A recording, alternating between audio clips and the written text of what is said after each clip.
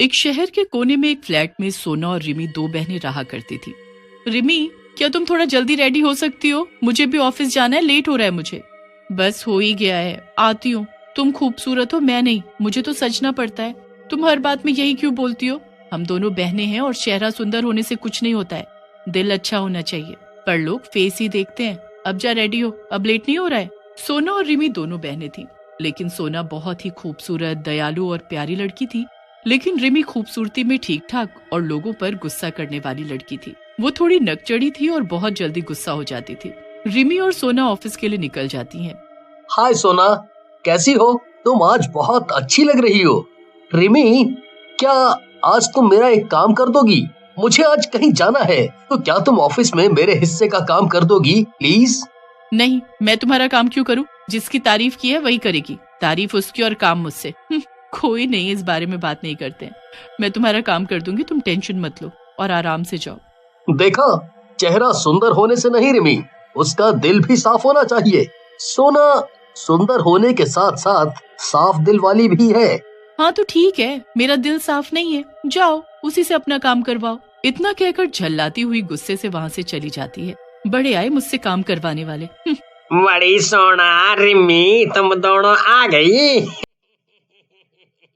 चलो बाबा, अब जल्दी जल्दी काम करो, वरना मैं तुम दोनों को नौकरी से निकाल दूंगा। फिर मांगते रहना काम है, घूमती रह जाओगी, लेकिन कोई काम नहीं देगा तुम लोगों को।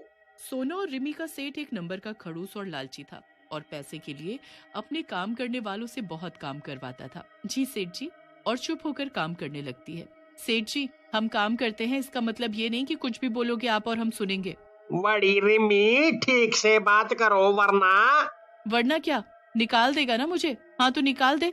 तो जैसे सेठ को तो मार देना चाहिए। रिमी चुप हो जा, कुछ भी मत बोल, वो हमारी सर है, तू चल यहाँ से। सर माफ करना इसको, इसका मूड खराब है आज। सोना रिमी को लेकर वहाँ से चली जाती है। इस खड़ूस के साथ तो कुछ करना ही पड़ेगा। सबके घर चले जाने के बाद सेठ अपनी दुकान बंद कर रहा होता है। तभी दुकान की लाइट चली जाती है और सेठ जी के चीखने की आवाज आती है। अगली सुबह जब सब दुकान पर आते हैं तो देखते हैं कि सेठ की गर्दन टेढ़ी और हाथ पैर मुड़े होते हैं और वो वहाँ पर लाश बनकर पड़ा होता है। उसका बेटा भी आकर वहाँ रोने लगता है। तभी उसको किसी से कल हुई सेठ और रिमी के बीच की लड़ाई का पता चलता है, तो वो रिमी के पास जाता है।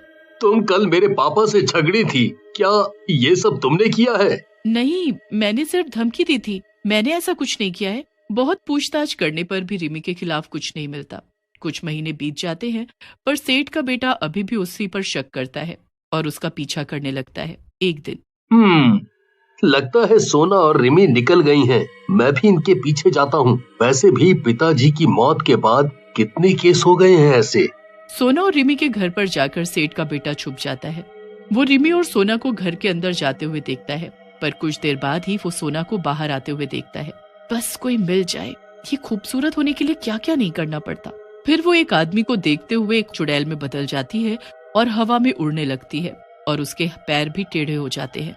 फिर वो चिल्लाकर उस आदमी के ऊपर कूद जाती है और आदमी को मार देती है।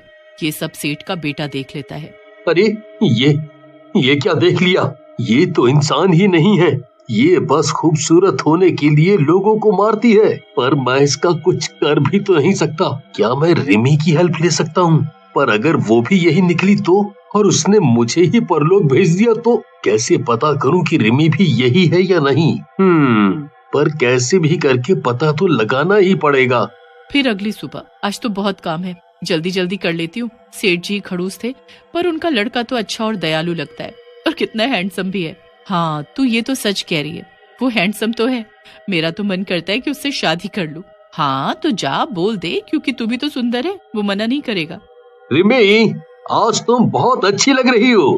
क्या हम कहीं बाहर जा सकते हैं? हाँ जरूर, हम जा सकते हैं, ये काम मैं बाद में कर दूंगी। देखा, मैंने कहा था ना कि तुम बस अच्छे से पेश आओ और लोग तुम्हें भी पसंद करना शुरू कर देंगे। बधाई हो।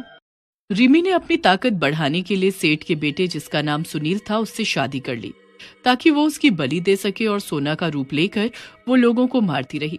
पर जैसे ही सेठ के बेटे को ये पता चला, उसने सोना को आजाद कर उसकी मदद से रिमी को कैद किया। सेठ का बेटा सुनील अब सोना को पसंद करने लगा था और कुछ ही देर में अपने घर पहुंच जाता है। अजी, रात बहुत हो गई है, आज की रात आप मेरे ही घर रुक जाइए। सुबह होते ही मैं आपको आपके रिश्तेदार के घर छोड़ दूंगा। ठीक है टिंकू जी, जैसा आप कहें। फिर टिंकू उस लड़की को लेकर अपने घर के अंदर चला जाता है।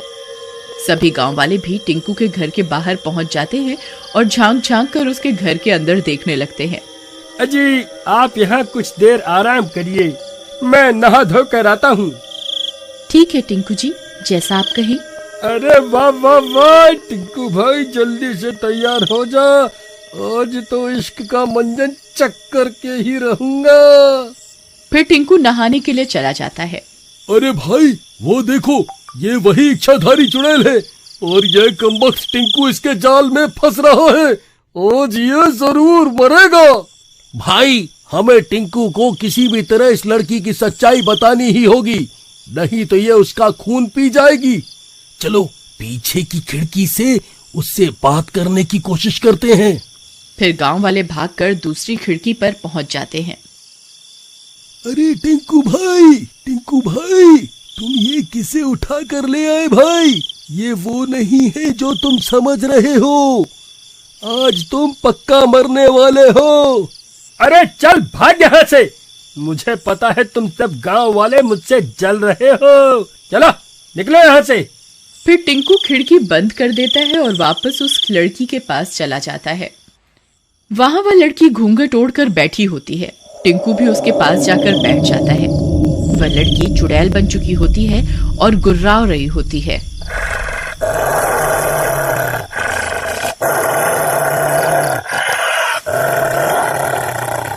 अजी क्या मैं आपका घूंघट उठा सकता हूँ?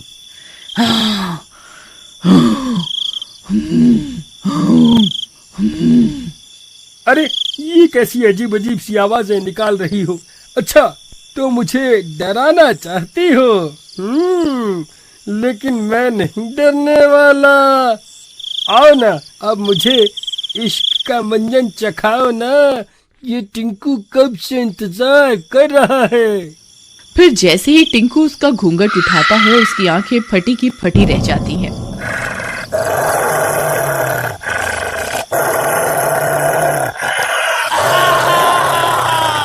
अरे मर गया रे, ये तो कोई चुड़ैल है।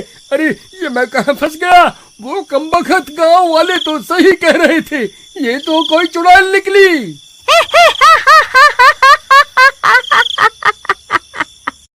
आओ ना टिंकू जी, क्यों डर गए? इधर आओ ना, मैं अभी आपका जिया धड़काती हूँ ना। अरे नहीं नहीं चुड़ैल बहन, मुझे आपसे अपना जिया नहीं धड़कवाना, मुझे माफ कर दो। मैं तो आपकी सुंदरता को देखकर फिसल गया था। अरे मर गया रे, अब क्या करूं?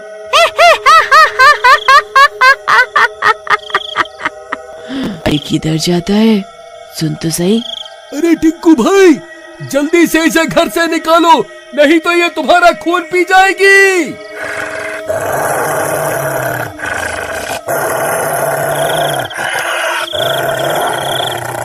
अरे भागो रे भागो, अरे मर गया रे, आज तो मैं बहुत बुरा फंस गया। फिर टिंकू भागकर घर से बाहर निकल जाता है। अरे नास मिटो, सीधा सीधा नहीं बोल सकते थे कि ये चुड़ैल है? अरे भाई, हमें क्यों दोष दे रहे हो भाई?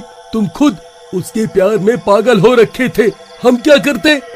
अरे भाई अब ये सोचो कि इस चुड़ैल का क्या करना है। हम ज्यादा देर तक इसे घर में नहीं रोक पाएंगे, आजाद होते ही ये हम सबका खून पी जाएगी। भाई हमें इस चुड़ैल को किसी तरह इस घर से निकालकर उस मंदिर के पास लेकर जाना होगा।